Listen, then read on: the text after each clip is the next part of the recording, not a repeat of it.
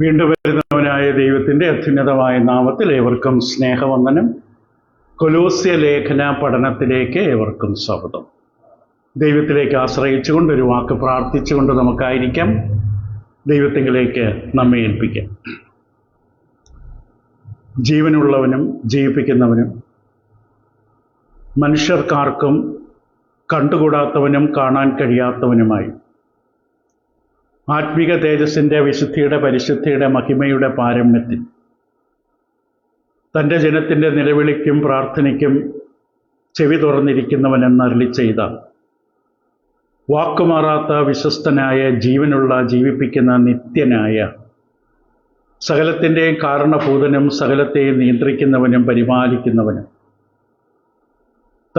സകലത്തെയും തൻ്റെ ശക്തിയുള്ള വചനത്താൽ വഹിക്കുന്നവനുമായ പിതാവ്, പുത്രൻ, പരിശുദ്ധാത്മാവെന്ന മൂന്നാളത്വങ്ങളിൽ ഞങ്ങൾക്ക് വെളിപ്പെട്ടവനും പാപത്തിൽ വീണുപോയ മാനവജനതയെ രക്ഷിക്കുവാൻ കർത്താവായ യേശുക്രിസ്തുവിനെ രക്ഷകനായി വിഭാവനം ചെയ്ത കാലത്തിൻ്റെ പൂർണ്ണതയിൽ നൽകിത്തന്ന് കർത്താവായ യേശുക്രിസ്തുവിലൂടെ അന്ധകാര ശക്തിയുടെ പിശാചിൻ്റെ തലയെ തകർത്ത് ആത്മീക ബന്ധനത്തിൽ അകപ്പെട്ട് കിടന്ന മനുഷ്യനെ അങ്ങ് വിടുവിക്കുകയും നിത്യത എന്ന ലക്ഷ്യം മനുഷ്യന് മുമ്പിൽ നൽകുകയും ആ ലക്ഷ്യത്തിലേക്ക് നടന്നെടുക്കുന്ന മനുഷ്യൻ്റെ സഹായത്തിനും ദിനംതോറുമുള്ള അവൻ്റെ ആത്മീകമായ ജ്ഞാനത്തിനുമായി ദൈവികമായ വചനങ്ങൾ മനുഷ്യന് പകർന്നു കൊടുക്കുകയും ആ വചനപ്രകാരം അനുദിനം ആ വെളിച്ചത്തിൽ മനുഷ്യനെ അങ്ങയുടെ മക്കളെ നടത്തുകയും നയിക്കുകയും ഞങ്ങളെ കൈവിടാതെ ഞങ്ങളുടെ കൂടെ ഇരുന്ന് എല്ലാ നേരത്തും ഞങ്ങൾക്ക് വേണ്ടി പ്രവർത്തിക്കുന്നവനായ അത്യുന്നതനായ പരമപരിശുദ്ധനായ സ്വർഗസ്ഥ പിതാവാം ദൈവമേ, ഈ സായാഹ്നത്തിൽ അല്പജനമായി പലയിടത്തും ഞങ്ങൾ അങ്ങയുടെ വചനത്തിൻ്റെ തണലിൽ ഒത്തുകൂടിയിരിക്കുമ്പോൾ ഞങ്ങൾ ചിന്തിക്കുകയും പഠിക്കുകയും ധ്യാനിക്കുകയും ചെയ്യുന്ന വിഷയങ്ങൾ ഞങ്ങളുടെ ആത്മീക ജീവിതയാത്രയ്ക്ക് എത്രത്തോളം പ്രയോജനകരമാണ്, അനുഗ്രഹമാണെന്ന് സ്വയം തിരിച്ചറിഞ്ഞ് അതിൻ്റെ മൂല്യത്തിനൊത്തവണ്ണം ഞങ്ങൾ ശ്രദ്ധിക്കുവാനും സമർപ്പിക്കാനും കേൾക്കുവാനും നഷ്ടപ്പെട്ടു പോകാതെ പിശാച് അതിനെ കൊത്തിക്കൊണ്ടു പോകാതെ ഞങ്ങളുടെ ഹൃദയത്തിൽ അതിനെ സംരക്ഷിക്കുവാനുള്ള ഉത്തരവാദിത്വമുള്ളവരായി അങ്ങ് അവസാനം ഞങ്ങളോട് ആ വചനത്തിന് കണക്ക് ചോദിക്കുന്നവനാണെന്നുള്ള ബോധ്യത്തോടെ ആയിരിക്കാൻ സഹായിക്കണം. ഞങ്ങൾ ഓരോരുത്തരുടെയും വചനം കേൾക്കുന്ന എല്ലാവരുടെയും ആത്മീക അവസ്ഥകൾക്കൊത്തവണ്ണം ഇവിടെ എല്ലാ ആവശ്യങ്ങൾക്കുമുള്ള ഉത്തരമാണ് അങ്ങയുടെ വചനം. അത് വേണ്ട വിധത്തിൽ അനുഭവിപ്പാനും പ്രയോജനപ്പെടുത്താനും അതിൻ്റെ ശക്തി ഞങ്ങൾ അനുഭവിപ്പാനും അങ്ങയുടെ കൃപയാൽ ഞങ്ങളെ സഹായിക്കണം. അങ്ങ് സന്ദർശിക്കേണ്ട ജീവിതങ്ങളെ സന്ദർശിക്കണം, തൊടേണ്ട ജീവിതങ്ങളെ തൊടണം. എല്ലാ വിഷയത്തിലും അങ്ങയുടെ ഹിതം നിറവേറണം. മാനവും മഹത്വവും അങ്ങ് എടുക്കണം. ക്രിസ്തു യേശു മുഖാന്തരം അങ്ങയുടെ പുത്രനായി പാപത്തിൻ്റെ കൈകളിൽ നിന്ന് ഞങ്ങളെ രക്ഷിച്ച് വീണ്ടെടുത്ത് ഞങ്ങളെ നയിക്കുന്ന നല്ല ഇടയനായ കർത്താവായ യേശു ക്രിസ്തുവിൻ്റെ അതിപരിശുദ്ധ നാമത്തിൽ അപേക്ഷിക്കുന്ന പ്രാർത്ഥന കൃപയോടെ കേൾക്കുമാറാകണമേ. ആമീൻ. കൊലോസ്യയിലുള്ള വിശുദ്ധരായിട്ടുള്ള ജനത്തിനു വേണ്ടി അപ്പോസ്തലൻ്റെ പ്രാർത്ഥനയാണ് നാം ചിന്തിച്ചുകൊണ്ടിരിക്കുന്നത്. വളരെ ഗഹനമായുള്ള കാര്യങ്ങളാണ് പൗലോസ് അപ്പോസ്തലൻ കൊലോസ്യയിലുള്ള വിശ്വാസികളെക്കുറിച്ച് കേട്ടറിഞ്ഞ നാൾ മുതൽ അവർക്ക് വേണ്ടി പ്രാർത്ഥിക്കുന്നത് നമ്മൾ മനസ്സിലാക്കിയുണ്ടായി. അപ്പോൾ അവരെക്കുറിച്ചുള്ള വർത്തമാനം തൻ്റെ ചെവിയിലെത്തിയപ്പോൾ ഒരു ആത്മീക സഹോദരൻ എന്ന നിലയിൽ അവർക്ക് വേണ്ടി താൻ പ്രാർത്ഥിക്കുന്നതായിട്ട് നമ്മൾ കണ്ടു. അങ്ങനെ പ്രാർത്ഥിച്ച പ്രാർത്ഥനയിൽ ഇടവിടാതെയുള്ള പ്രാർത്ഥനയാണ്. നമ്മൾ കഴിഞ്ഞ പാഠത്തിൽ മൂന്നാമതായിട്ട് അവർക്ക് വേണ്ടി പ്രാർത്ഥിച്ച വിഷയം അവർ കർത്താവിന് യോഗ്യമാം വണ്ണം നടക്കുക എന്നുള്ളതാണ്. അപ്പം അവരുടെ ജീവിതം കർത്താവിൻ്റെ മുമ്പിൽ കർത്താവിന് യോഗ്യമാം വണ്ണം. അപ്പം എപ്പോഴും ആ ഒരു സുബോധം അവർക്കുണ്ട് എന്നുള്ളത് നമ്മൾ മനസ്സിലാക്കിയുണ്ടായി. അപ്പോൾ ആത്മീകമായ ജ്ഞാനവും വിവേകവും പ്രാപിപ്പാൻ തക്ക അറിവ് അവർക്കുണ്ടാകണമെന്ന് അപ്പോസ്തലൻ ആഗ്രഹിക്കുന്നു. നടക്കുക എന്ന വാക്ക് ഏതെല്ലാം തലങ്ങളിലാണ് ദൈവമക്കളെക്കുറിച്ച് ദൈവം പരാമർശിക്കുന്നത് നമ്മൾ കണ്ടു. അനവധി വാക്യങ്ങൾ നമ്മൾ കണ്ടു. നടക്കുക, നിൽക്കുക എന്ന വാക്ക്. നടക്കുക എന്ന വാക്ക് റോമർ 6:4, 1 കൊരിന്ത്യർ 7:19 തുടങ്ങിയ അനവധി വാക്യങ്ങളിലൂടെ നമ്മൾ പരാമർശിക്കുകയുണ്ടായി. അപ്പം നടക്കുക എന്ന് പറഞ്ഞാൽ അതിനകത്തൊരു പ്രവൃത്തിയുണ്ട്. ഇവിടെ നിൽക്കുകയല്ല, നടക്കുകയാണ്. ഇരിക്കാൻ ഒരിക്കലും ആവശ്യപ്പെട്ടിട്ടില്ല. പിന്നെ നിൽക്കുക എന്ന് പറയുന്ന വാക്കും നാം നിൽക്കുന്ന ഈ കൃപയിലേക്ക് വിശ്വാസത്തിൽ നിൽക്കുന്നു എന്നുള്ള തലങ്ങളിലും നാം കണ്ടു. അപ്പോൾ യോഗ്യമാവണ്ണം നടക്കുക എന്ന ആഹ്വാനമാണ് അപ്പോസ്തലൻ കൊലോസ്യയിലുള്ളവർക്ക് വേണ്ടി പ്രാർത്ഥിക്കുകയാണ്. അപ്പോൾ അവർക്ക് വേണ്ടി പൗലോസ് പ്രാർത്ഥിക്കുമ്പോൾ അവർക്ക് വേണ്ടി തന്നെ ആവശ്യപ്പെടുന്ന ദൈവത്തോട്, ദൈവമേ, അവർ നിന്റെ മുമ്പിൽ യോഗ്യമാവണ്ണം അവർ നടക്കണം, നിന്റെ മുമ്പിൽ അവർ നിൽക്കണം. അങ്ങനെ നിൽക്കുന്ന ഒരവസ്ഥ അവർക്കുണ്ടാകണമെന്നുള്ളത് അവർക്ക് വേണ്ടി കർത്താവിനോട് പ്രാർത്ഥിക്കുകയാണ്. ഒരു കാര്യം നമ്മൾ അവസാനം ഇത് കഴിഞ്ഞ ദിവസം പറയുകയുണ്ടായി, നമ്മുടെ ജീവിതം കൊണ്ട് ദൈവത്തിന് മഹത്വം ഉണ്ടാകണം, ദൈവത്തിന് പ്രസാദം ഉണ്ടാകണം. ദൈവമക്കളുടെ ജീവിതം, പെരുമാറ്റം, ഇടപാടുകൾ, വാക്കുകൾ മറ്റുള്ളവരെ കാണുമ്പോൾ ദൈവത്തെ മഹത്വപ്പെടുത്താൻ ഇടവരണം. പകരത്തിന് പകരം ചെയ്യാൻ ദൈവമക്കളോട് ഒരിക്കലും ആവശ്യപ്പെടും, ദൈവത്തിന് ഒരിക്കലും ഇഷ്ടമുള്ള കാര്യവുമല്ല. അപ്പോൾ മത്തായി സുവിശേഷം 5:16 നമ്മൾ അവസാനം വായിച്ചു. റോമർ 2:24 അവസാനമായി നമ്മൾ ചിന്തിച്ച വാക്യം. നിങ്ങൾ നിമിത്തം ദൈവത്തിൻ്റെ നാമം ജാതികളുടെ ഇടയിൽ ദുഷിക്കപ്പെടുന്നു എന്ന് എഴുതിയിരിക്കുന്നവൻ. ഇന്ന് നമ്മൾ 4ാമത് അവർക്ക് വേണ്ടി പ്രാർത്ഥിച്ചപ്പോൾ 1ാമത് ദൈവ ഇഷ്ടം അറിയണം. അവർക്ക് വേണ്ടി താൻ പ്രാർത്ഥിച്ച പ്രാർത്ഥന, ദൈവമേ, അവർ നിന്റെ ഇഷ്ടം അറിയണം. അത് ഏറ്റവും പ്രധാനമാണ്. ലോകത്തിൽ ആവശ്യമില്ലാത്ത അനവധി കാര്യങ്ങളെക്കുറിച്ചുള്ള അറിവാണ് നാം നേടുന്നത്.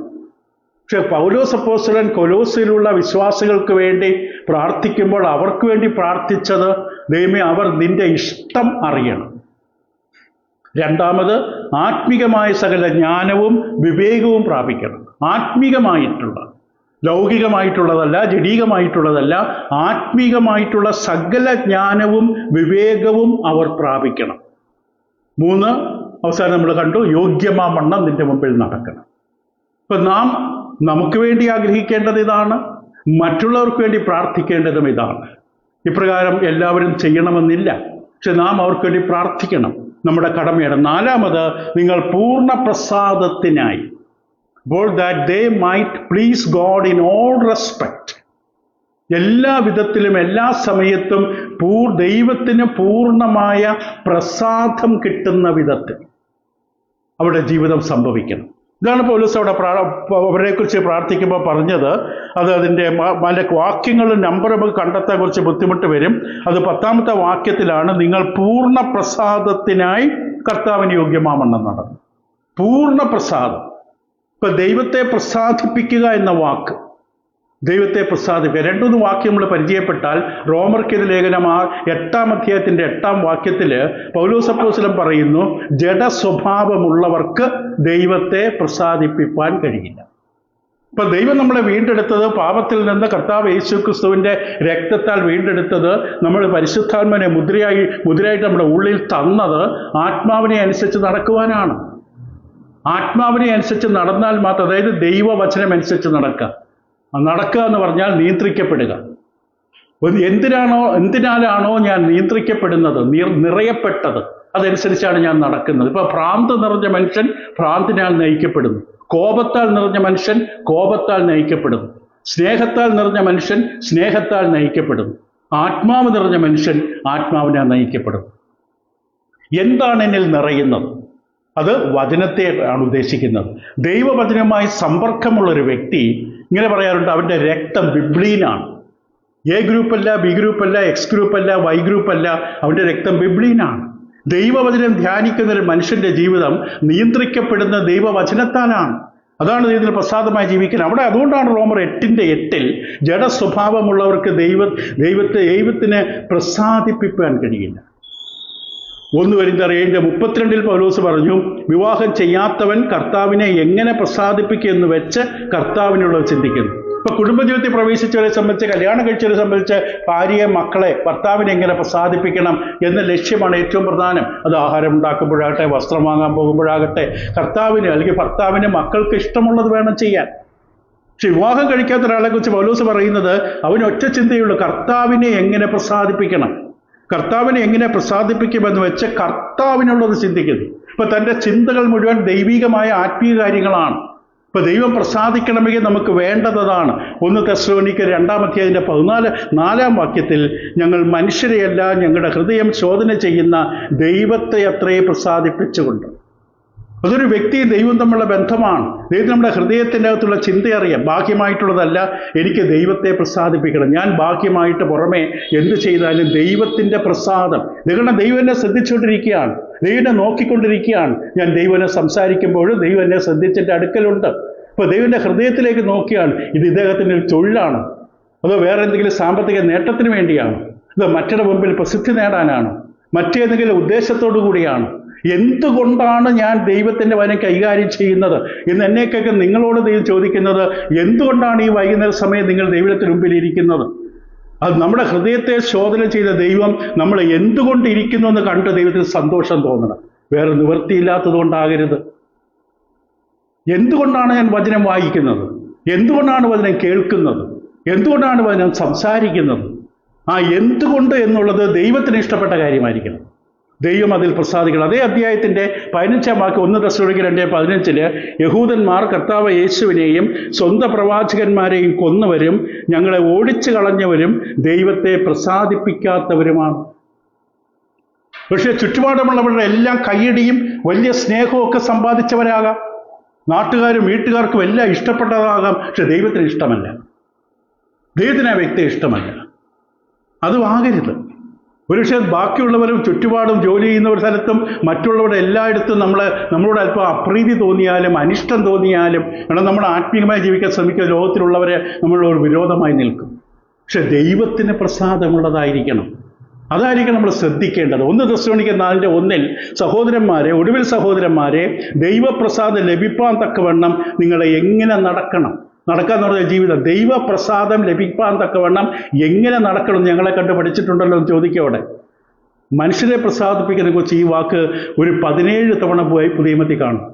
അനേകം ആൾക്കാർ ജീവിക്കുക മനുഷ്യരെ പ്രസാദിപ്പിക്കണം, അവർ ശ്രദ്ധിക്കണം, അവരുടെ കയ്യടി കിട്ടണം, അവരുടെ മുമ്പിൽ ആത്മീയരാകണം, അവരുടെ മുമ്പിൽ എനിക്ക് നല്ല മനുഷ്യനായി നല്ല കുഞ്ഞായി ചമയണം, നല്ല പേര് കിട്ടണം.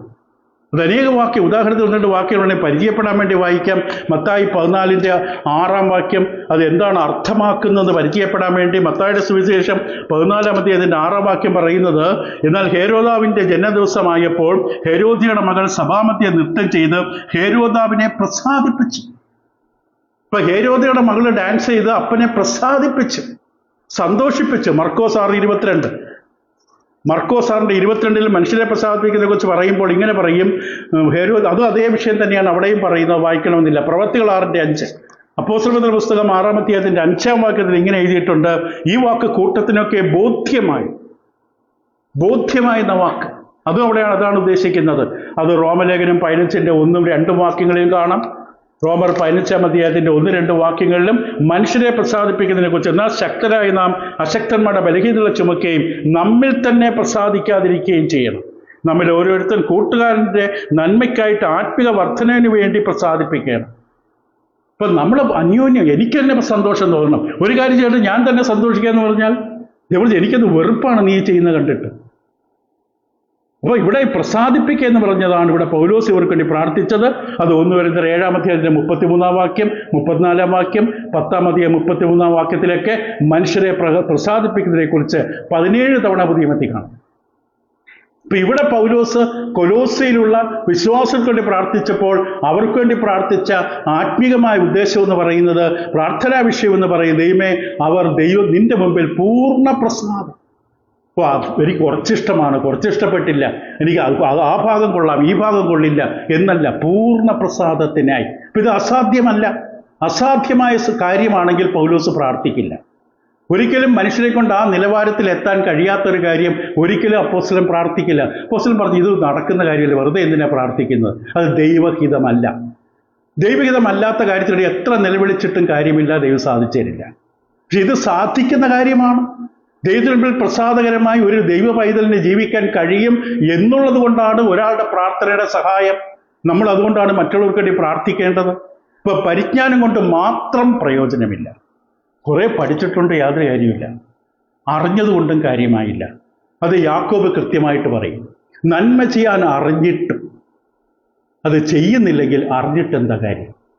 ബൈബിൾ ക്ലാസ് പഠിച്ചു, ബൈബിൾ വായിച്ചു, എന്ത് ഗുണം എന്ന ചോദ്യം ദൈവം നമ്മൾ ചോദിക്കുകയാണ്. നിനക്ക് നന്മ വചനമാണ്.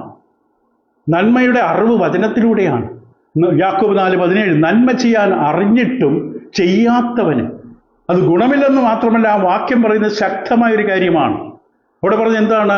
നന്മ ചെയ്യാൻ അറിഞ്ഞിട്ടും ചെയ്തില്ലെങ്കിൽ നീ പാപം ചെയ്യുകയാണ്. ഞാനൊന്നും ചെയ്യില്ല, ഞാനിങ്ങനെ കയ്യും കെട്ടി വെറുതെ നിൽക്കുകയാണല്ലോ. No activity from my side, എൻ്റെ ഭാഗത്ത് ഒരു കർമ്മവുമില്ലല്ലോ.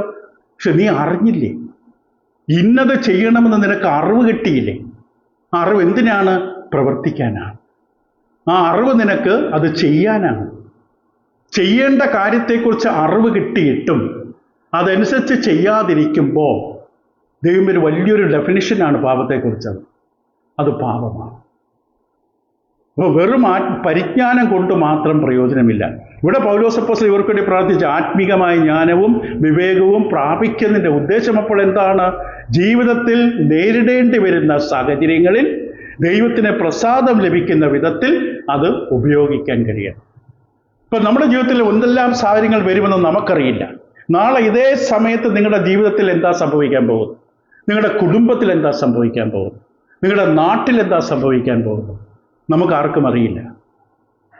നാളെ അതേ സമയത്ത് സംഭവിച്ച് കഴിഞ്ഞിട്ട് ന്യൂസിൽ വരും. പക്ഷെ ദൈവത്തിനറിയാം. നാളെ ഇതേ സമയത്ത് എന്ത് സംഭവിക്കാൻ പോകുന്നത് ദൈവത്തിന് കൃത്യമായിട്ട് അറിയാം. ഇപ്പോൾ നമുക്കറിയാം സമയം ഏകദേശം എത്ര മണിയായി?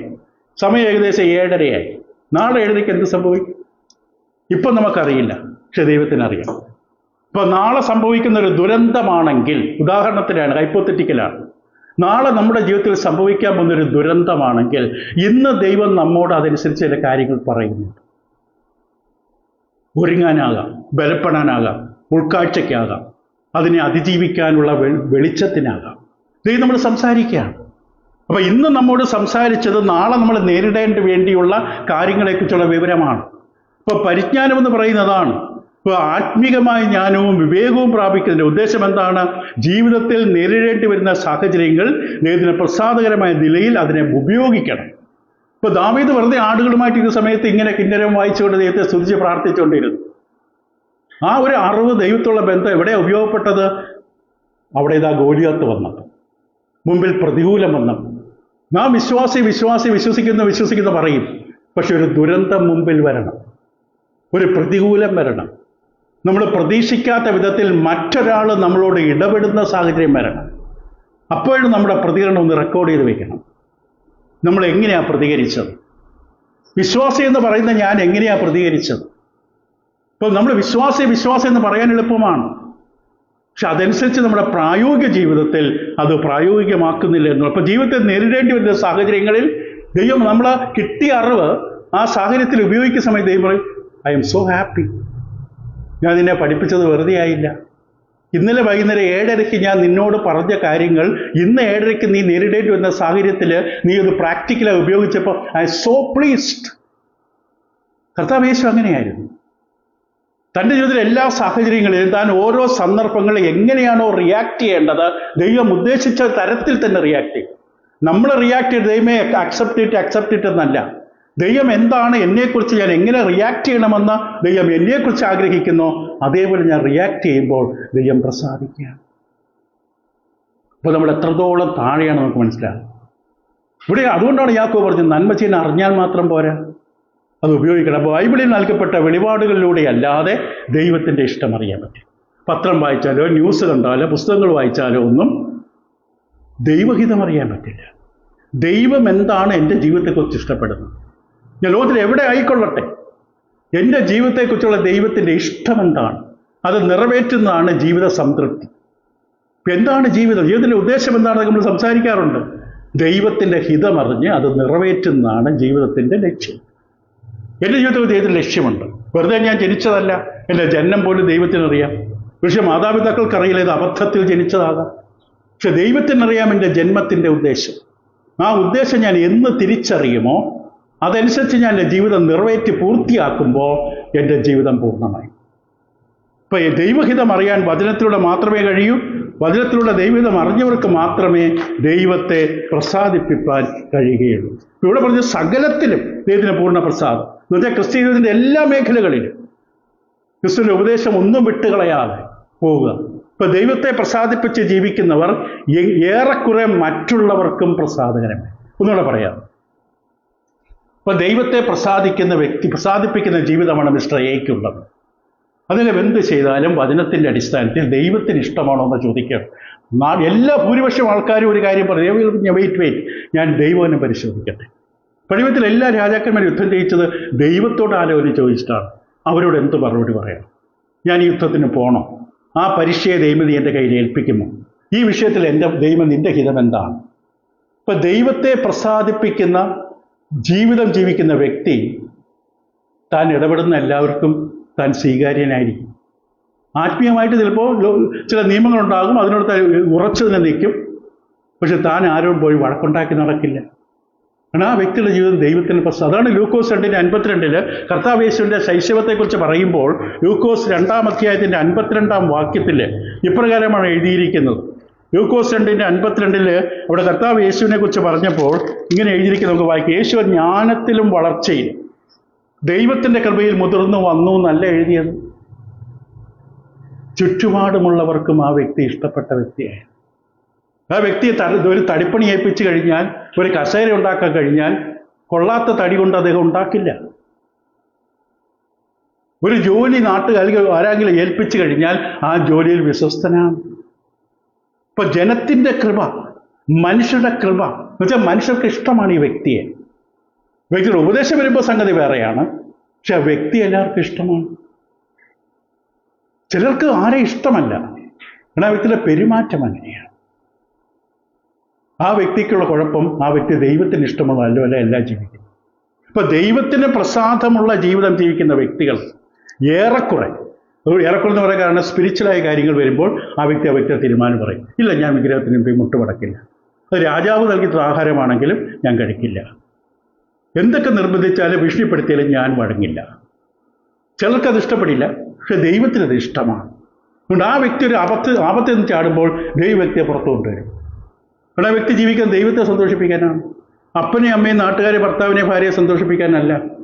അങ്ങനെയുള്ള ഒരു അവസാന സന്ദർഭം വരുമ്പോൾ, ബുദ്ധിമുട്ട് വരുമ്പോൾ ഭർത്താവും കാണില്ല, ഭാര്യയും കാണില്ല, മക്കളും കാണില്ല, ദൈവവും കാണില്ല. കാരണം ദൈവത്തെ ആദ്യമേ തള്ളി.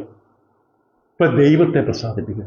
ദൈവത്തെ പ്രസാദിപ്പിച്ചാൽ ദേഷ്യപ്പെട്ട് നിൽക്കുന്ന ഭർത്താവാകട്ടെ, ഭാര്യയാകട്ടെ, മക്കളാകട്ടെ, ദൈവം അവരെ നമ്മുടെ കൂടെ കൊണ്ടുവരും. ദൈവം തന്നെ സ്നേഹിക്കുന്ന ശത്രുക്കളെ ദൈവം നമ്മൾ നിരപ്പിക്കുമെന്നാണ്. അത് വചനമാണ്, മനുഷ്യൻ പറഞ്ഞ പ്രസംഗമല്ല. ഇപ്പൊ ക്രിസ്തുവിൽ വന്നിട്ടില്ലാത്തവരെ കുറിച്ചും ചിന്തിക്കുന്ന വ്യക്തിയായിരുന്നു പൗലോസ്. അതുകൊണ്ട് അവർക്ക് ഇടർച്ച വരരുത്, എൻ്റെ ജീവിതം കൊണ്ട് അവർക്ക് ഇടർച്ച വരരുത്. 1 കൊരിന്ത്യർ 9-ാം അധ്യായം 20 മുതൽ 1 കൊരിന്ത്യർ 9-ാം അധ്യായത്തിൻ്റെ 20 മുതൽ ഇങ്ങനെ നമുക്ക് വായിച്ച് കേൾക്കാം. യഹൂദന്മാരെ നേടേണ്ടതിന് ഞാൻ യഹൂദന്മാർക്ക് യഹൂദനെ പോലെയായി, ന്യായപ്രമാണത്തിന് കീഴുള്ളവരെ നേടേണ്ടതിന് ഞാൻ ന്യായപ്രമാണത്തിന് കീഴുള്ളവനല്ല എങ്കിലും ന്യായപ്രമാണത്തിന് കീഴുള്ളവർക്ക് ന്യായപ്രമാണത്തിൽ കീഴുള്ളവനെ പോലെയായി. 1 കൊരിന്ത്യർ 9 ദൈവത്തിന് ന്യായപ്രമാണം ഇല്ലാത്തവനാകാതെ ക്രിസ്തുവിൻ്റെ ന്യായപ്രമാണമുള്ളവനായിരിക്കെ, ഇപ്പോൾ തനിക്ക് വചനമില്ല, നിയമമില്ല, അങ്ങനെയൊന്നും അല്ല പറയുന്നത്. അതുകൊണ്ടാണ് ആ വാക്യം പറഞ്ഞത്. ദൈവത്തിന് ന്യായപ്രമാണം ഇല്ലാത്തവനാകാതെ ക്രിസ്തുവിനെ ന്യായപ്രമാണമുള്ളവനായിരിക്കെ ന്യായപ്രമാണമില്ലാത്തവരെ നേടേണ്ടതിന് ഞാൻ ന്യായപ്രമാണമില്ലാത്തവർക്ക് ന്യായപ്രമാണമില്ലാത്തവനെ പോലെയായി. ബലഹീനന്മാരെ നേടേണ്ടത് ഞാൻ ബലഹീനന്മാർക്ക് ബലഹീനനായി. ഏത് വിധത്തിലും ചില രക്ഷിക്കേണ്ടത് ഞാൻ എല്ലാവർക്കും എല്ലാമായി തീർന്നു. ഇപ്പം താൻ വളരെ ശ്രദ്ധിക്കുകയാണ്. തനിക്ക് ഇഷ്ടം പോലെ അങ്ങ് ജീവിച്ചു പോകാൻ പറ്റില്ല, ഇഷ്ടമുള്ളതൊക്കെ അങ്ങ് വിളിച്ചു പറയാൻ പറ്റില്ല. താൻ പറഞ്ഞത് മതി ചിലരെ ക്രിസ്തുവിൽ നിന്ന് അകറ്റാൻ. താൻ സംസാരിക്കുമ്പോൾ ശ്രദ്ധിക്കും, വസ്ത്രമിടുമ്പോൾ ശ്രദ്ധിക്കും, ഇടപെടുമ്പോൾ ശ്രദ്ധിക്കും, ഓരോ കാര്യങ്ങൾ ചെയ്യുമ്പോൾ ശ്രദ്ധിക്കും. ചിലരെയെങ്കിലും നേടാൻ പറ്റിയാൽ അത് ദൈവത്തിന് എന്ത് ഇഷ്ടമാണ്. ദൈവം നമുക്ക് വേണ്ടി ഇത്രമാത്രം കഷ്ടപ്പാട്, വേദനയും ദുഃഖവും പ്രയാസവും അപമാനവും ഒക്കെ ഏറ്റെടുത്തിട്ട് നമുക്ക് വേണ്ടി എല്ലാം ഒരുക്കുന്നത്. നമ്മൾ ആ കാര്യത്തെ ഒരു വിരൽ പോലും അനക്കുന്നില്ല. നമുക്ക് വേണ്ടി നമ്മളെ രക്ഷിച്ച നിത്യതയിൽ എത്തിക്കാൻ ഇത്ര കഷ്ടപ്പെട്ടിട്ട് അവസരം കർത്താവ് ചോദിക്കും, നിങ്ങളെ ഞാൻ എന്തിനാണ് സ്വർഗത്തിൽ കൊണ്ടുപോകുന്നു? ഭൂമിയിൽ നിങ്ങൾക്ക് വേണ്ടതെല്ലാം തന്നു, പക്ഷെ എനിക്ക് വേണ്ടി നിങ്ങളൊരു വിരൽ പോലും അനക്കിയിട്ടില്ല.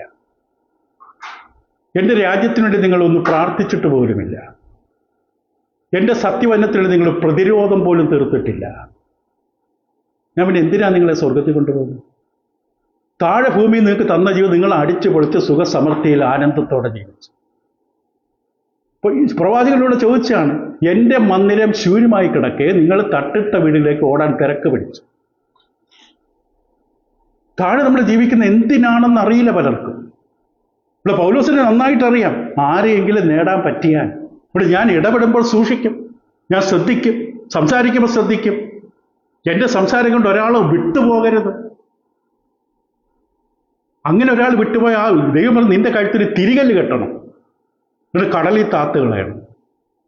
അത്ര ശക്തമാണ് കർത്താവ്. ഇതൊന്നും പലർക്കും അറിയില്ല. അറിയാത്തതല്ല, അറിയാതെ നടിക്കുകയാണ്. അവസാനം കർത്താൻ മുമ്പിൽ ചെന്ന് നിൽക്കുമ്പം അന്നേരം ബോധ്യപ്പെടും. ഇപ്പൊ തൻ്റെ പ്രധാന ശ്രദ്ധ പൗലോസ് ദൈവത്തെ പ്രസാദിപ്പിക്കും. നിങ്ങൾ ശ്രദ്ധിച്ച്, അപ്പോൾ പൗലോസ് നിങ്ങൾ ആരും ശ്രദ്ധിച്ചില്ലെങ്കിലും കൈയടിച്ചില്ലെങ്കിലും ഗുഡ്, വെരി ഗുഡ് എന്ന് പറഞ്ഞാൽ എനിക്ക് പ്രശ്നമൊന്നുമില്ല. ദൈവം സന്തോഷിക്കണം, ദൈവം പ്രസാദിക്കണം. അത് ദൈവനെ സംസാരിക്കുമ്പോൾ ശ്രദ്ധിക്കണം. കേൾക്കാനിരിക്കുന്നവരെ സന്തോഷിപ്പിക്കാൻ വേണ്ടി മധുരം അവിടെ വളച്ച് ഇവിടെ വളച്ച് കുറെ രസിപ്പിച്ച് കഥകൾ പറഞ്ഞ് ദൈവം അവിടെ നിന്ന് ഇറങ്ങിപ്പോകുന്നു. പഴയ കാലത്ത് ദേവാലയ ദൈവം ഇറങ്ങിപ്പോകുന്നു കാണിച്ചു തരും. ദൈവത്തിൻ്റെ തേജസ് ഇങ്ങനെ ഇറങ്ങി മുമ്പരപ്പടിയിലൂടെ അങ്ങ് ഇറങ്ങി വിട്ടുപോകും. ദൈവം എനിക്കിവിടെ ഇരിക്കാൻ പറ്റില്ല, ഞാൻ ഈ വിളക്ക് ഊതിക്കളയും. ദൈവത്തെ പ്രസാദിപ്പിക്കുക പൗലോസിന്റെ ലക്ഷ്യം അതാണ്, തൻ്റെ പ്രധാന ശ്രദ്ധ അതാണ്. അതേസമയത്ത് മറ്റുള്ളവരുടെ അപ്രീതി നേടരുത്, താൻ നിമിത്തം ആരും ഡിസ്പ്ലേസ്ഡ് ആകരുത്. ദൈവത്തെ പ്ലേസ് ചെയ്യുന്ന വ്യക്തി മറ്റുള്ളവരുടെ മുമ്പിൽ ഡിസ്പ്ലേസ് ആകാൻ ഒരിക്കലും ശ്രമിക്കില്ല. അറിയാതെ ചിലപ്പോൾ തെറ്റിദ്ധരിക്കുക, അത് വേറെ കാര്യം. അത് അറിഞ്ഞവിടെ പോയി തിരുത്തും. ഇപ്പൊ ദൈവത്തെ പ്രസാദിപ്പിക്കാൻ കൊലോസ്യയിലുള്ളവർ ശ്രദ്ധിക്കേണ്ട 4 കാര്യങ്ങളുണ്ട്. ദൈവത്തെ പ്രസാദിപ്പിക്കുക എന്നുള്ളതാണ് വിഷയം. കൊലോസ്യയിലുള്ളവർക്ക് വേണ്ടി പൗലോസ് പ്രാർത്ഥിക്കുന്ന വിഷയം അതാണ്. ദൈവം അവർ നിന്നെ പ്രസാദിപ്പിക്കണം. തന്നെ പോലുമല്ല അപ്പോസ്തലൻ പറയുന്നു, ഇവിടെ ചുറ്റുപാടുള്ള അധികാരവർഗത്തെയല്ല, ദൈവത്തെ പ്രസാദിപ്പിക്കുന്നവരാണെങ്കിൽ തീർച്ചയായിട്ടും അവരെക്കുറിച്ച് മറ്റുള്ളവർ മനസ്സിലാക്കും. 4 കാര്യങ്ങൾ അവർ ശ്രദ്ധിക്കണം. 1, ഫലം കായ്ക്കണം. Bearing fruit in every good work.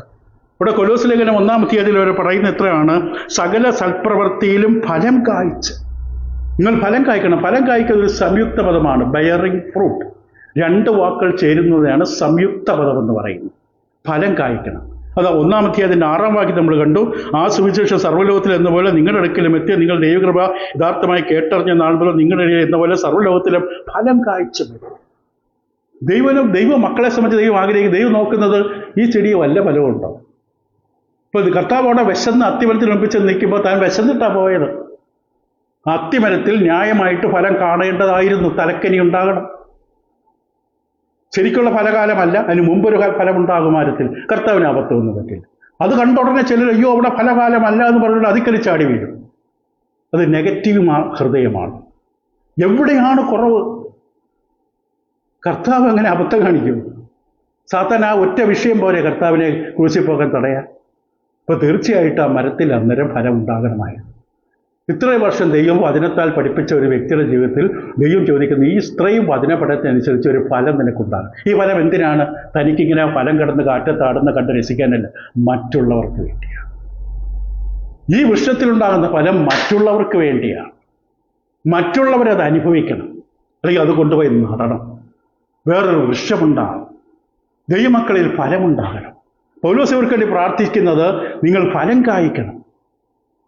ഇപ്പം ഇവിടെ ക്രിസ്തുവിൻ്റെ അനുയായികളുടെ ജീവിതത്തിൽ ഫലം എന്നുള്ളത് ചുരുക്കമായി പറഞ്ഞ ഒരു ലൈഫ് സ്റ്റൈലാണ്. നീതിയുള്ള ജീവിത ശൈലി, റൈറ്റിയസ് ലൈഫ് സ്റ്റൈൽ.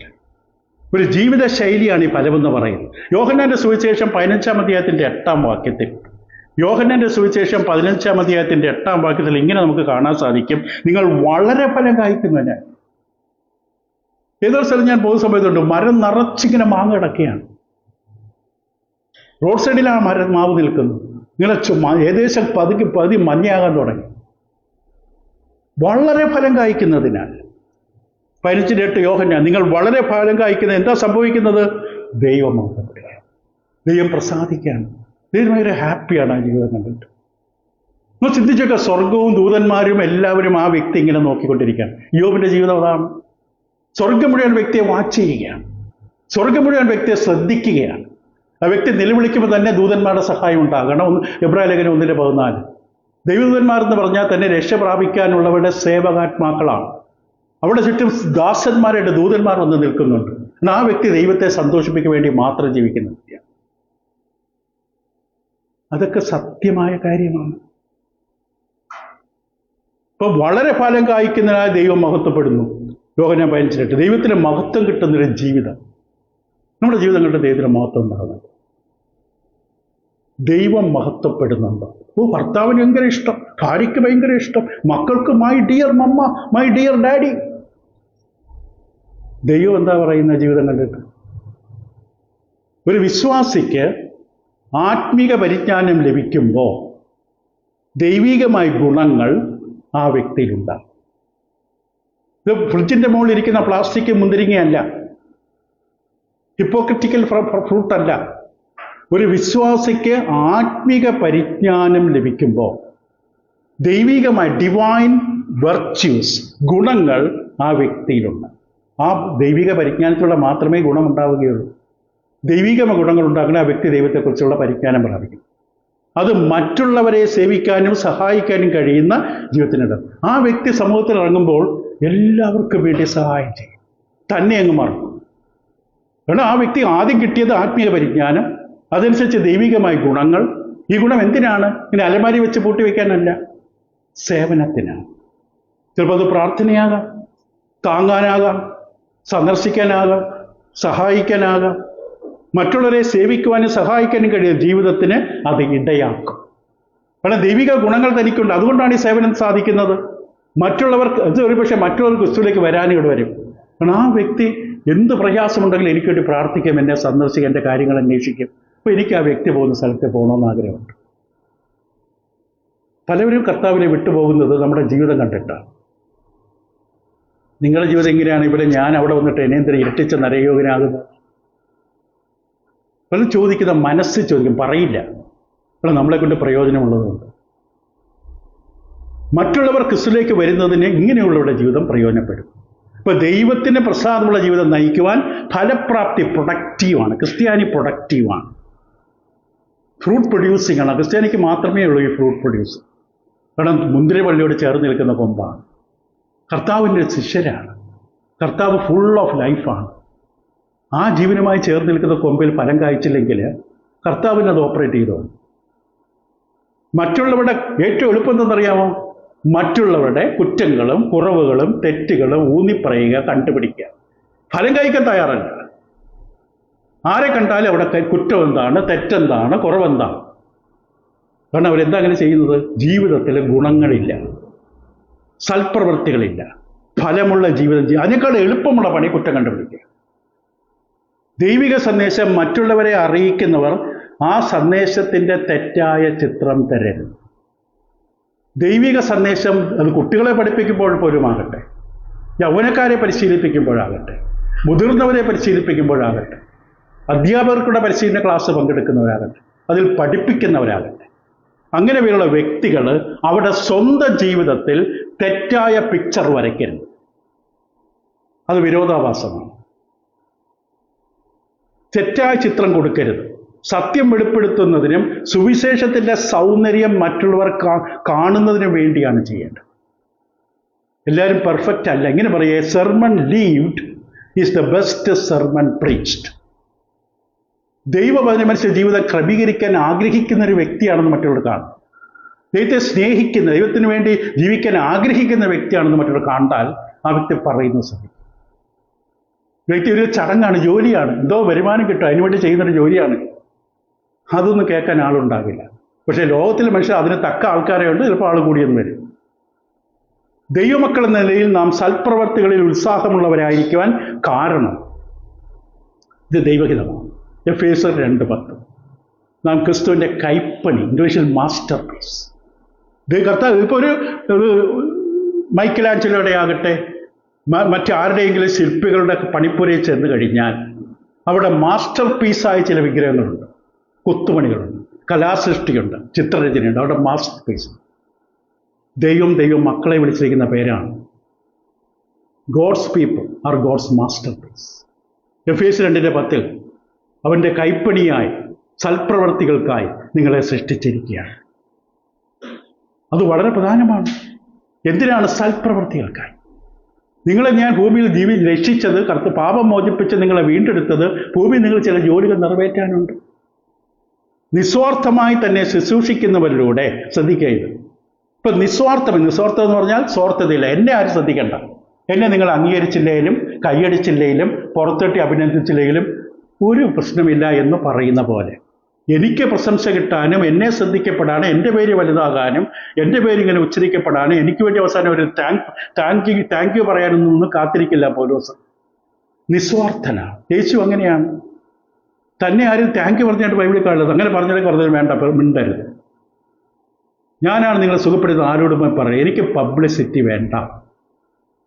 അല്ലാതെ ആത്മാവിൻ്റെ വേദനയും ദാഹവും ഞരക്കവും കൊണ്ട് എൻ്റെ ശബ്ദം കേട്ട് എൻ്റെ അടുക്കൽ വരുന്നവർ വന്നാൽ മതി. പബ്ലിസിറ്റി കണ്ടിട്ട് വരണ്ട. ഇപ്പം ഇവിടെ നമ്മൾ കാണുന്നത് നിസ്വാർത്ഥമായി കർത്താവിനെ ശുശ്രൂഷിക്കുന്നവരിലൂടെ അവരുടെ ശക്തി കർത്താവ് വർദ്ധിപ്പിച്ചു കൊടുക്കും.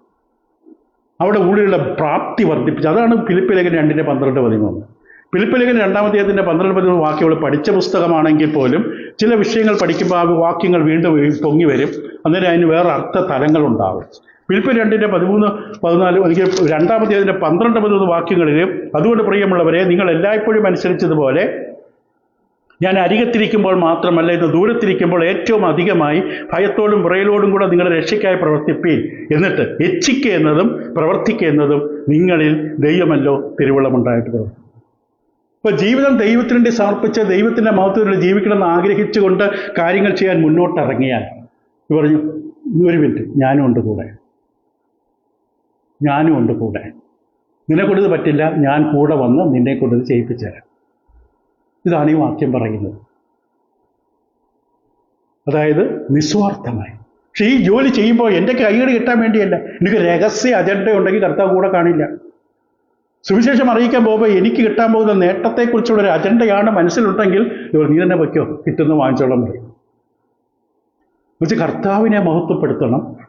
ഏതെങ്കിലും ഒരു ആത്മാവിന് കർത്താവിൻ്റെ രക്ഷയിലേക്ക് വരാൻ ഇടവരണം. പ്രാർത്ഥനയോടുകൂടി പോകുന്നൊരു വ്യക്തിയാണെങ്കിൽ ഇപ്പം ഞാനുണ്ട് കൂടെ. മോശയുടെ കയ്യിൽ അതാ ചെയ്ത്. മോശയുടെ കയ്യിൽ വടിയെടുത്ത് ഞാനുണ്ട് കൂടെ. അപ്പോസ്തലന്മാർ അതാ പറഞ്ഞു, അവരുടെ കൂടെ നടന്നു. ഇപ്പം വീണ്ടും ആവർത്തിക്കുന്നു, നിസ്വാർത്ഥമായി തന്നെ ശുശ്രൂഷിക്കുന്നവരിലൂടെ അവരെ ആരും ശ്രദ്ധിക്കില്ല, കൈയടിക്കില്ല, അഭിനന്ദിക്കില്ല, പേര് വിളിച്ച് അയ്യോ വേറെൻ്റെ പേര് പറഞ്ഞില്ല. അവരുടെ ജീവിതം അതുകൊണ്ട് തീർന്നു. ഈ പേര് പറഞ്ഞ് കേൾക്കാനാ ഇതൊക്കെ ചെയ്തത്. തീർന്നില്ലേ ജീവിതം? അതിനാണോ ഈ ജീവിച്ചത്? നിസ്വാർത്ഥതയല്ല, അത് സ്വാർത്ഥതയാണ്. നിസ്വാർത്ഥമായി യേശുവിനെ ശുശ്രൂഷിക്കുമ്പോൾ അവരുടെ സൽപ്രവൃത്തികളിലൂടെ കർത്താവ് പ്രവർത്തിക്കുകയാണ്. സൽപ്രവൃത്തികളിലൂടെ നേടുന്നതല്ല ആത്മരക്ഷ. നമുക്ക് എല്ലാവർക്കും അറിയാം. കുറേ ആൾക്കാരെ സഹായിച്ചു, സാധുക്കളെ സഹായിച്ചു, കല്യാണം നടത്തി കൊടുത്തു, എല്ലാവർക്കും മരുന്ന് വാങ്ങിച്ചു കൊടുത്തു, വീടുകളിൽ ആഹാരം എത്തിച്ചു കൊടുത്തു, ഫുഡ് പാക്കറ്റ് വിതരണം ചെയ്തു. അങ്ങനെ ചെയ്തുകൊണ്ട് ആ വ്യക്തിയോട് കർത്താവ്, നീ ഇങ്ങ് പോരെ, നീ നല്ല വ്യക്തിയാണ്, നീ ആ രക്ഷ പ്രാപിക്കും. സൽപ്രവർത്തികളിലൂടെ നേടുന്നല്ല രക്ഷ എന്ന് നമുക്ക് അനേക തവണ അറിയാം. എഫേസ്യ ലേഖനം 2-ാം അധ്യായത്തിലെ 8-9 വാക്യങ്ങളിൽ പൗലോസ് തന്നെ അത് പറഞ്ഞിട്ടുണ്ട്. എഫേസ്യ 2-ാം അധ്യായത്തിലെ 8-9 വാക്യങ്ങളിൽ പൗലോസ് പറഞ്ഞത്, കൃപയാലല്ലോ നിങ്ങൾ വിശ്വാസമുള്ള രക്ഷിക്കപ്പെടുന്നു. കൃപ, നിങ്ങൾക്ക് അർഹതയില്ല. ഇത് നിങ്ങളിപ്പോൾ അനുഭവിക്കുന്ന കാര്യം, ഇന്ന് നിങ്ങൾ ദൈവത്തിൻ്റെ വചനം, സത്യം, ആത്മീക പരിജ്ഞാനം നമുക്ക് ലഭിക്കുക മനസ്സിലാകുന്നുണ്ടെങ്കിൽ, കേൾക്കുന്നതിനെ കുറിച്ചല്ല കേട്ടോ, മനസ്സിലാകുന്നുണ്ടെങ്കിൽ, അതിനുള്ള ഉത്സാഹവും ശ്രദ്ധയും നമ്മുടെ ഭാഗത്തുണ്ടെങ്കിൽ അത് കൃപ ഉള്ളതുകൊണ്ടാണ്. അല്ലെങ്കിൽ ശ്രദ്ധിക്കില്ല.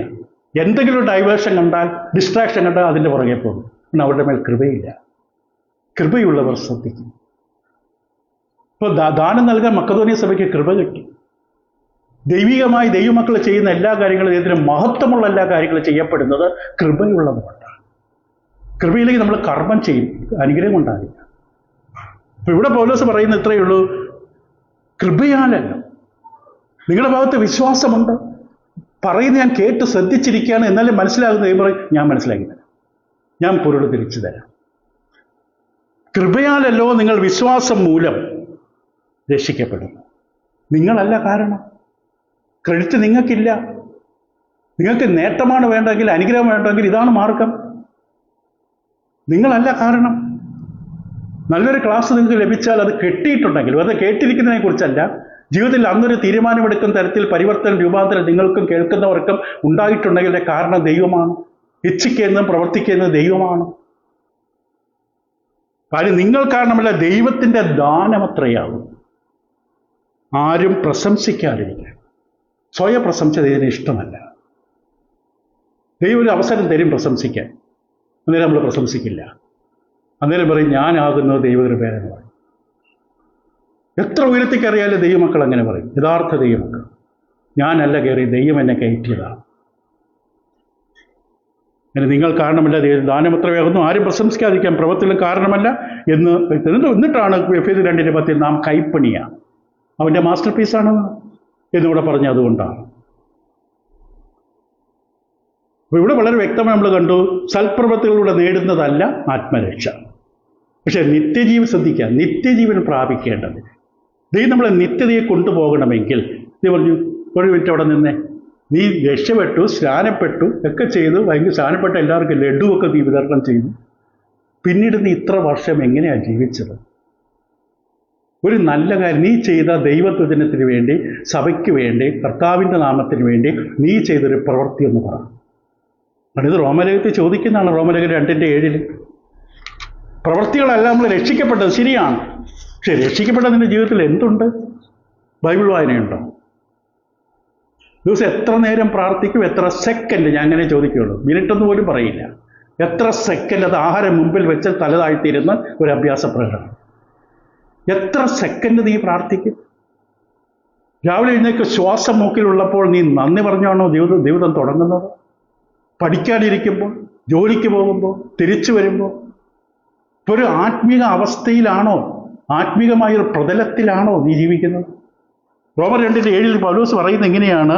നല്ല പ്രവൃത്തിക്ക് വേണ്ടുന്ന സ്ഥിരത പോലും. സൽപ്രവൃത്തികൾ ഒരു ദിവസം മാത്രം ചെയ്ത് തീരാനുള്ളതല്ല. നല്ല പ്രവൃത്തിക്ക് വേണ്ടുന്ന സ്ഥിരത പോലും. നല്ല പ്രവൃത്തി സ്ഥിരതയോടെ നിറവേറ്റണം. സ്നാനപ്പെട്ട ആദ്യത്തെ ഒരു ദിവസം ഭയങ്കര കാര്യമായിരുന്നു. ബൈബിൾ ക്ലാസ്സിൽ കൃത്യമായിട്ട് വരും. വിദേശത്ത് പോകാനായിട്ട് പ്രാർത്ഥിക്കാനായിട്ട് വരും. ഉദാഹരണമാണ് പറയുന്നത്.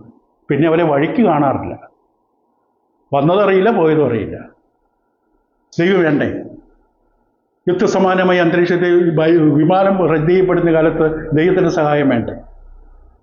പോകുന്ന വഴിക്ക് ബോംബെയുടെ വിമാനം തകർന്നാലോ?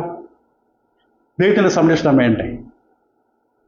എല്ലാം നേടിയുന്ന ധാരണ എവിടെ നിന്നുണ്ടായി? അപകടമല്ലേ അത്? ഇപ്പം നല്ല പ്രവൃത്തിക്ക് വേണ്ടുന്ന സ്ഥിരത, അതിനെക്കുറിച്ച് നമുക്ക് വാർത്തോട്ട് വരുമ്പോൾ പിന്നീട് പറയാം. 2 മിനിറ്റ് കൂടെയുള്ളൂ. ഒരു ക്രിസ്ത്യാനിയുടെ വിശ്വാസത്തിൻ്റെ വെളിപ്പെടുത്തൽ കൂടിയാണ് സൽപ്രവൃത്തി.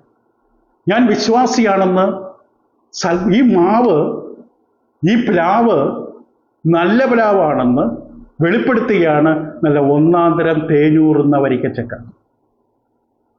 ആ ഓരോ പഴവും ആ വൃക്ഷം എത്ര നല്ലതാണെന്ന് കാണിച്ചു തരികയാണ്. ചിലർ വാ തുറക്കുമ്പോൾ അറിയാം ഇതെന്താണെന്ന്. ഒരു ക്രിസ്ത്യാനിയുടെ വിശ്വാസത്തിൻ്റെ വെളിപ്പെടുത്തലാണ്, ഇതൊരു റെവലേഷനാണ്. ബൈബിള് പറഞ്ഞതാണ്, നിന്റെ വാക്കുകൾ നിന്നെ വെളിപ്പെടുത്തും. അതുവരെ കണ്ട വൈറ്റ് ആൻഡ് വൈറ്റ് ഇട്ട് എന്തൊരു സുന്ദരനാണ്, സുന്ദരിയാണ്, എന്തൊരു നീതിമാൻ്റെ കയ്യിൽ ബൈബിൾ, ഇംഗ്ലീഷ് ബൈബിളുണ്ട്, മലയാളം ബൈബിളും ഉണ്ട്. പക്ഷെ വാ തുറന്നോടുകൂടി എല്ലാം പോയി. യാക്കോബ് 2:17-26 സമയമുള്ളപ്പോൾ വായിച്ചു നോക്കണം. യാക്കോബിൻ്റെ ലേഖനം 2-ാം അധ്യായത്തിൻ്റെ 17 മുതൽ 26 വാക്യങ്ങളിൽ യാക്കോബ് വിഷയമാണ് കൈകാര്യം ചെയ്യുന്നത്. വിശ്വാസവും പ്രവൃത്തിയില്ലാത്തത് സ്വതവേ നിർജീവം. വിശ്വാസത്തിൽ പ്രവൃത്തി, ആ പ്രവൃത്തി എന്ന വാക്ക് മനസ്സിലൊന്ന് കോൺസെൻട്രേറ്റ് ചെയ്യുക. പ്രവൃത്തി വേണം.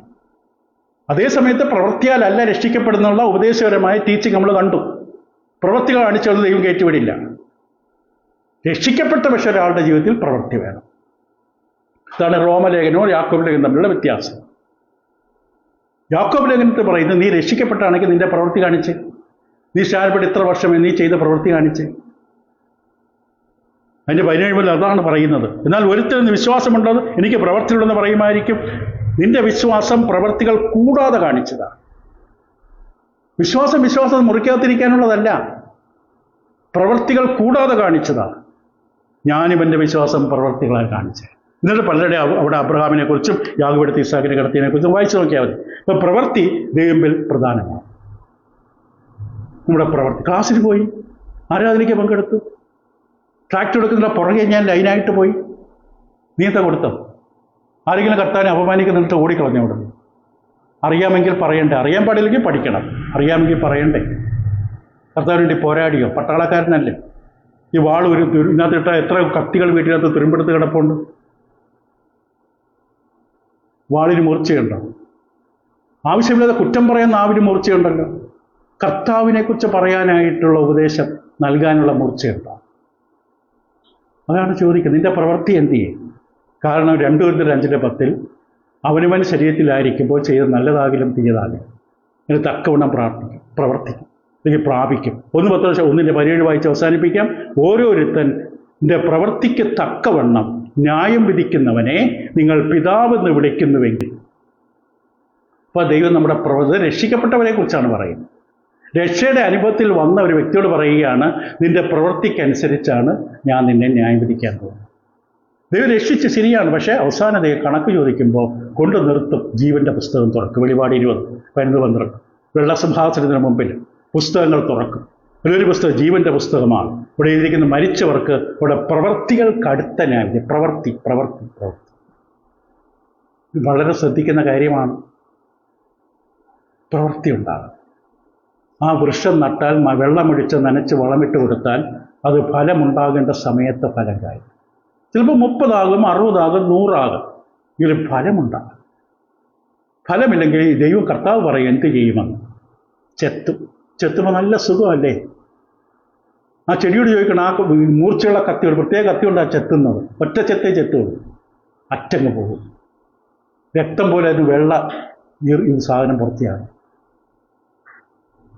ഫലം കായ്ക്കണം. ചിലതിനെ ചെത്തുമ്പോൾ വേദനിക്കും, പെടയും. പക്ഷെ അത് നല്ലതിനാണ്, ഫലം കായ്ക്കാൻ വേണ്ടിയാണ്. ഫലം കായ്ക്കാത്താണെങ്കിൽ അവിടെ മുറിച്ചിട്ട് അത് തീക്കാത്തിട്ട് കളയും. വെറുതെ സമയം കളയല്ലേ. ഇത് വളരെ പ്രധാനമാണ്. പൗലോസ് അപ്പോസ്തലൻ കൊലോസ്യയിലുള്ള ദൈവമക്കൾക്ക് വേണ്ടിയാണ് പ്രാർത്ഥിക്കുന്നത്. നിങ്ങളുടെ ജീവിതത്തിലും നിങ്ങൾ മറ്റുള്ളവർക്ക് വേണ്ടി പ്രാർത്ഥിക്കണം. നിങ്ങൾ നിങ്ങൾക്ക് വേണ്ടി പ്രാർത്ഥിക്കണം. ദൈവം, ഞാൻ കർത്താവിൻ്റെ സഭയിൽ വന്നു, സ്നാനമേറ്റ് ഇത്ര വർഷമായി. എൻ്റെ ജീവിതത്തിൽ എന്ത് ഫലമാണ് എനിക്ക് പറയാനുള്ളത്? പ്രാർത്ഥനയെങ്കിലും ഉണ്ടായിരുന്നു. ദൈവത്തിൻ്റെ രാജ്യത്തിന് വേണ്ടി, സുവിശേഷ വേലയ്ക്ക് വേണ്ടി വചന പരിജ്ഞാനം എനിക്കുണ്ടായിരുന്നു. എന്നോട് ദൈവം ചെയ്യണമെന്ന് ഇന്നത്തെ ദിവസം എല്ലാ ക്ലാസ്സുകളും എന്നോട് ആവശ്യപ്പെട്ട കാര്യങ്ങൾ ഞാൻ ചെയ്തിട്ടുണ്ടോ? അല്ലെങ്കിൽ അത് പാപമല്ലേ ഞാൻ ചെയ്തത്? ഇതൊക്കെ ഇങ്ങനെ ചിന്തിക്കുക. സമയമില്ല, അതുകൊണ്ട് നിങ്ങൾ ചിന്തിക്കുക. ദൈവങ്ങളെ സഹായിക്കട്ടെ. പ്രാർത്ഥിക്കാം. ദൈവങ്ങളിലേക്ക് നമ്മളെ സമർപ്പിക്കാം. ഉന്നതനും ഉയർന്നിരിക്കുന്നവനും മഹാപരിശുദ്ധനുമായ സ്വർഗ്ഗസ്ഥ പിതാവേ, ഈ നല്ല സമയത്തിനായിട്ട് നന്ദി. പൂർണ്ണമായിട്ടും ഞങ്ങളെ ഏൽപ്പിക്കുകയാണ്. ഞങ്ങൾ കിട്ടുന്ന ഒരു വചനവും ഒരു വിത്തും നഷ്ടപ്പെട്ടു പോകാൻ ഇടവരരുതേ. ആ വിത്ത് പിശാച് കൊത്തിക്കൊണ്ടുപോകാൻ കാത്തു നിൽക്കുമ്പോൾ അവനത് ഇട്ടുകൊടുക്കുവാൻ ഞങ്ങൾ ഇടവരരുതേ എന്ന് പ്രാർത്ഥിക്കുന്നു. ഞങ്ങളതിനെ സംരക്ഷിച്ച് സൂക്ഷിച്ച് നിർത്തുവാൻ സഹായിക്കണം. ഞങ്ങളിലുള്ള കുറവുകളും ബലഹീനങ്ങളെല്ലാം പൊറുക്കണം. ഈ വചനം ഇന്ന് കേട്ട എല്ലായിടത്തുമായി വചനത്തിന് മുമ്പിൽ വന്നിട്ടുള്ള എല്ലാവരെയും ഓർത്ത് പ്രാർത്ഥിക്കുന്നു, സഹായിക്കണം, അനുഗ്രഹിക്കണം.